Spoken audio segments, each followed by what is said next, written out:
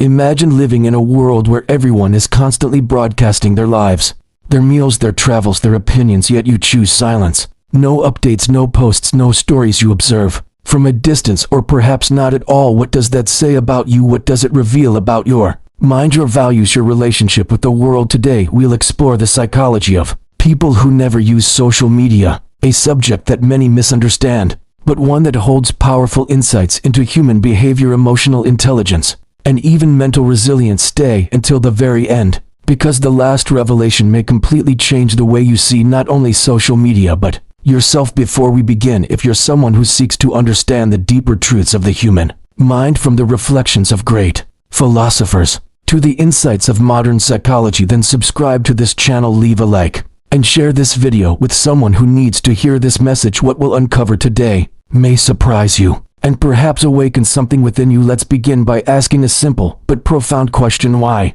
would someone choose not to use social media in a world that almost demands it? Some call it rebellion, others call it fear. But psychology reveals something much deeper. Those who avoid social media are not simply out of touch. In many cases, they are individuals who have developed a strong internal sense of identity. They are not defined by the external validation loop, the endless cycle of likes, comments, and digital applause. They draw their sense of worth not from how many people approve of them, but from a quieter, more grounded place within. Psychologist Carl Jung 11 wrote that loneliness does not come from being alone, but from being unable to communicate the things that seem important to you. Ironically, people who avoid social media often understand this truth better than most. They are not interested in the illusion of communication, the fragmented interactions, the performative emotions, the need to be seen. They crave authenticity, and when they cannot find it online, they choose to step away. This choice reflects something powerful, a refusal to be consumed by the noise of collective validation. It's not about isolation, it's about preservation, the preservation of self-awareness, mental clarity, and emotional autonomy. Studies from the University of Pennsylvania have shown that people who take extended breaks from social media report lower levels of anxiety, depression, and FOMO, the fear of missing out. But perhaps what's most fascinating is that these individuals often display higher levels of self-determination. They have a stronger internal compass guiding their actions. They do not seek direction from trends, algorithms, or the shifting moods of the digital crowd. Think about that for a moment. In a world designed to keep your attention, those who resist it are demonstrating one of the rarest forms of psychological strength, the ability to be content in one's own company. Now let's look deeper. The psychology of people who never use social media often overlaps with what existential philosophers like Søren Kierkegaard described as the leap of individuality. Kierkegaard believed that true freedom comes when one dares to exist apart from the crowd, to live authentically, even if that means being misunderstood. In a way, those who reject social media embody that principle. They are modern existentialists. Whether they realize it or not, they live according to their own rhythm, their own measure of what is meaningful, refusing to be dictated by what is trending. But this doesn't mean they are detached from the world. Quite the opposite. They often have deeper connections with reality itself, with books, nature, art, and real conversations. When you're not constantly documenting life, you start truly experiencing it. You listen more intently, you feel more deeply, you become more present. Have you ever noticed how when you put your phone down for a few hours, the world seems to breathe again? The colors are richer, sounds are sharper, and time slows down just enough for you to notice your own thoughts. That's the world people without social media live in every day, and for them, it's not boring, it's liberating. Yet let's not romanticize this too quickly. Some avoid social media, not out of strength, but out of fear, fear of judgment, fear of comparison, or simply discomfort with the chaos of digital life. But even then, that avoidance can be revealing. It may show that the individual has a heightened sensitivity to social dynamics and empathy that makes the superficial noise of online interaction overwhelming. The great psychologist Eric from 11 said the task we must set for ourselves is not to feel secure, but to be able to tolerate insecurity. For many who step away from social media, that is precisely what they're doing. They're choosing to live without the constant reassurance of online validation. They're learning to tolerate the silence, to find comfort in the unseen. This brings us to a profound insight. Not using social media is in many cases an act of self-awareness. It's the realization that your attention is sacred, that every minute spent scrolling is a minute taken from your capacity to create, to think, to feel, to simply be. So let me ask you, what would happen if you disconnected, not forever but long enough to feel what silence really means? Would you feel lost or found? Would you miss the noise, or would you finally hear your own voice again? The psychology of those who never use social media reveals one truth: detachment is not disconnection, it is the rediscovery of presence, and in the next part we'll explore how this mindset not only shapes personality, but can lead to profound mental clarity and even spiritual growth, because what these people understand, often without words, could hold the secret to inner peace in the digital age. Think about what happens when you scroll through social media. Your brain becomes a battlefield of comparisons. Every image, every success story, every filtered smile triggers a silent question: am I enough? It's not a conscious thought, it's subtle, like a quiet echo behind every swipe. This constant comparison slowly reshapes how you see yourself.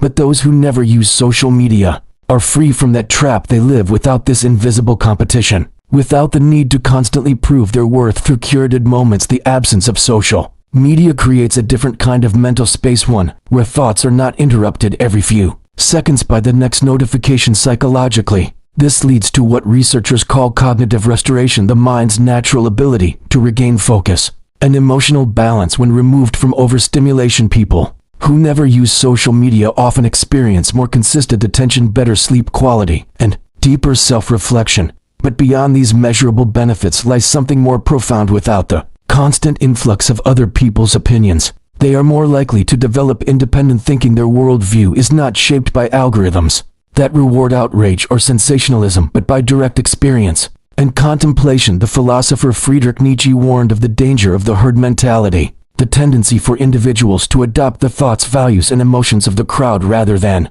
developing their own. In today's context, social media is perhaps the most powerful herd ever created, and to resist it even passively is to engage in a silent act of rebellion. Those who abstain from social media often display traits associated with high self-reliance and emotional intelligence. They are better at identifying their emotions, understanding their triggers, and managing their mental states. This doesn't mean they are perfect or immune to loneliness. In fact, many experience it, but it's a loneliness of depth, not emptiness. It's the solitude that philosopher Martin Heidegger described as the place where the self meets its own essence. In solitude, one begins to notice the small unspoken rhythms of life, the way the morning light shifts through the window, the quiet sound of rain, the slow unfolding of thought. Without social media, people rediscover the forgotten art of being still, and that stillness paradoxically becomes the foundation for greater awareness. Psychologically speaking, this kind of solitude cultivates what Abraham Maslow called self-actualization, the process of becoming everything one is capable of being. Maslow's research suggested that people who are closer to self-actualization often have less interest in external validation and more interest in personal growth and truth. Doesn't that sound familiar? It mirrors the mindset of those who step away from social media. But let's ask an uncomfortable question: could avoiding social media also be a form of escape? Could it sometimes reflect an unwillingness to face the social world as it is? Psychology acknowledges this possibility. Some people retreat from the online sphere not because they've transcended it, but because it overwhelms them. The constant noise, the political arguments, the endless flood of emotions can trigger anxiety or fatigue. For these individuals, abstaining from social media becomes a defense mechanism, a way to maintain psychological stability in an age of overstimulation. Yet even in that there is wisdom. Choosing silence over chaos is not necessarily weakness, it can be an intuitive act of self-care. The American psychologist Rollo May 11th said the opposite of courage in our society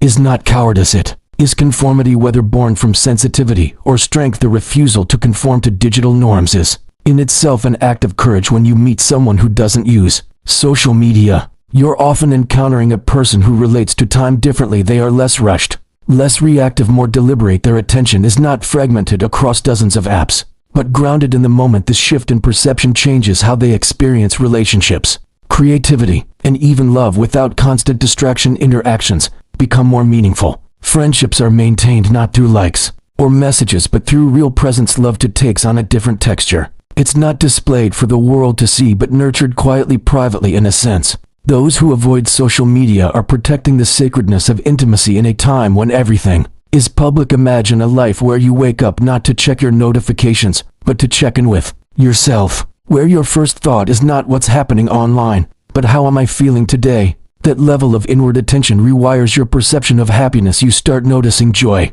in small, unshareable moments, the kind that can't be captured by a camera or measured by engagement. Metrics. This doesn't mean that social media is inherently bad. It's a tool, one that reflects the psychology of the user. But when used excessively, it begins to shape the psyche itself, altering how we process information, seek validation, and define our identity. Those who never enter this system maintain a form of psychological sovereignty. They are in many ways the philosophers of our time, not because they preach detachment, but because they live it. Their lives remind us that being unseen doesn't mean being insignificant. It can mean being free. So what can we learn from them?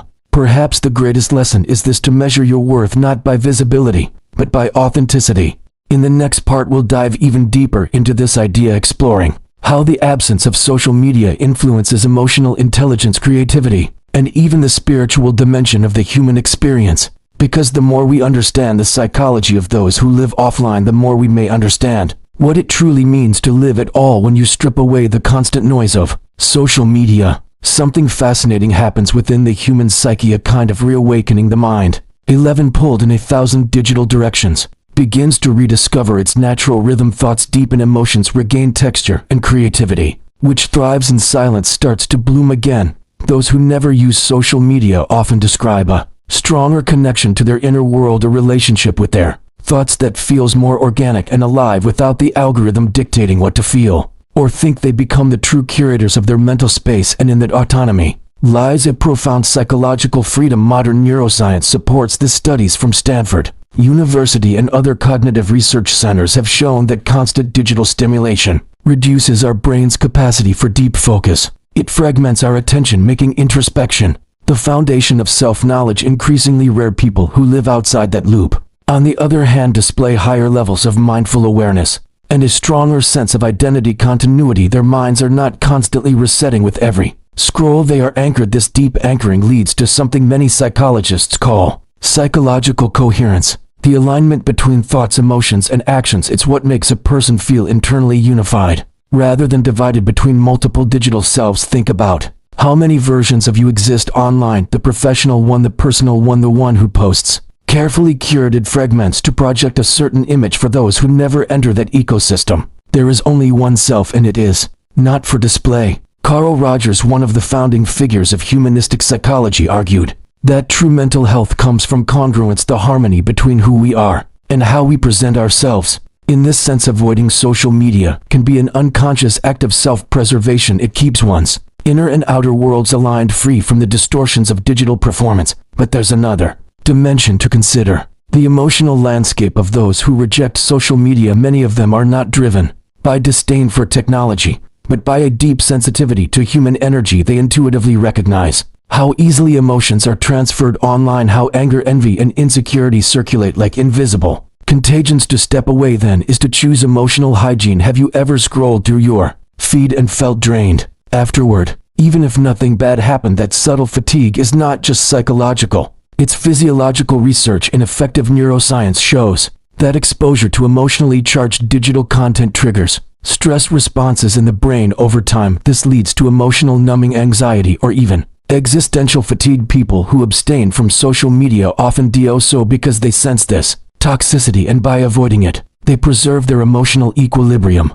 Philosopher Byung-Chul Han described modern society as one suffering from the burnout of transparency, the exhaustion that comes from constant exposure, performance, and comparison. In that light, those who reject social media are not escapists. They are simply protecting the sanctity of the unseen. They understand that what is private, quiet, and invisible can often hold the deepest truth. Interestingly, many artists, thinkers, and spiritual seekers throughout history practiced similar withdrawal, not from technology, but from the social noise of their time. Thoreau retreated to Walden Pond. Nietzsche climbed the Alps. Rilke disappeared into solitude to write his letters to a young poet. Their isolation was not emptiness, but gestation, a space for ideas, emotions, and insights to mature. In the same way, those who live outside the digital matrix are cultivating something the world has forgotten: the capacity to be alone without feeling lonely. In solitude, one begins to hear the subtle language of intuition, and intuition is not irrational, it's the mind's deeper intelligence, a synthesis of experience and emotion that operates beyond words. Social media, with its constant chatter, often drowns that inner voice. Those who avoid it intentionally or not create a sanctuary for intuition to thrive. This has a profound spiritual consequence. Many psychologists have observed that people who spend less time on social media report greater experiences of presence, the state of being fully engaged with the moment. Presence is not just an emotional experience, it's a spiritual one. It is the root of mindfulness, prayer, art, and authentic love without distraction. The self can finally encounter reality without filters, and that encounter often feels transcendent. But let's not forget the paradox. The world increasingly demands connection, digital connection. People who refuse it are sometimes labeled as strange, detached, or even antisocial, yet in truth many of them are simply choosing depth over breadth. They value quality of connection over quantity. Their friendships are fewer, but more meaningful. Their conversations are slower, but more sincere. Psychologically, this reflects what Viktor Frankl described as the will to meaning, the human drive not for pleasure or power but for purpose. When people withdraw from the endless stream of superficial interaction, they often begin to seek something more authentic, something that gives their existence coherence and depth. They are not running away from the world. They are running toward what is real. Imagine for a moment what it would feel like to live without ever being photographed, without ever curating your image for others. Would your actions change? Would your thoughts be purer, freer from judgment? That is the psychological territory of those who never use social media, a world where identity exists not for performance, but for being. And here's the most interesting part.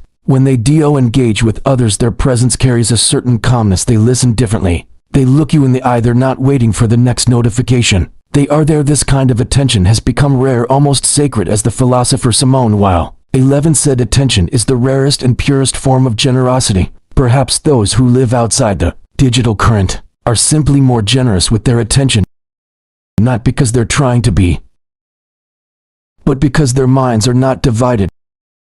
And in that undivided state lies something many of us have forgotten: how to feel peace. In the next and final part, we will explore the deepest layer of this psychology, how the rejection of social media can lead to genuine spiritual awakening and the rediscovery of human authenticity.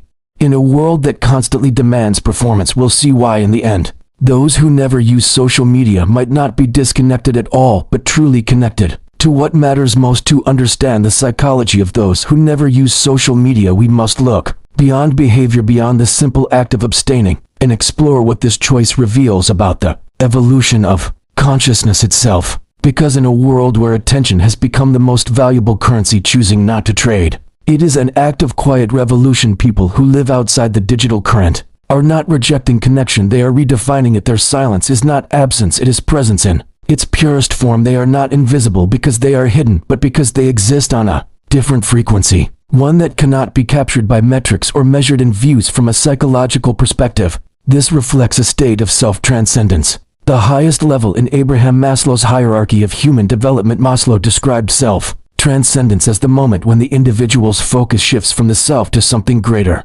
truth, beauty, unity, or love. In a sense, people who disconnect from social media are freeing their awareness from the gravitational pull of ego, from the endless need to be seen, approved, or validated. When we are constantly online, our sense of self becomes fragmented into reflections: what others think of us, how our posts perform, how our identity appears through a screen. But when someone steps out of that mirror, they begin to see themselves not through the eyes of others, but through the lens of authenticity. And that change, though subtle, is profound. It's not just psychological clarity, it's spiritual awakening. The philosopher Alan Watts 11 said, no one is more dangerously insane than one who is sane in an insane world. In a culture addicted to constant sharing and performance, those who choose stillness appear unconventional, even strange, but perhaps they are the ones who have remained sane while the rest of us have forgotten what silence feels like. Consider this: the average person touches their phone more than 2,000 times per day. The mind, conditioned by endless scrolling, rarely pauses to ask a simple question: why? Those who never use social media live in the space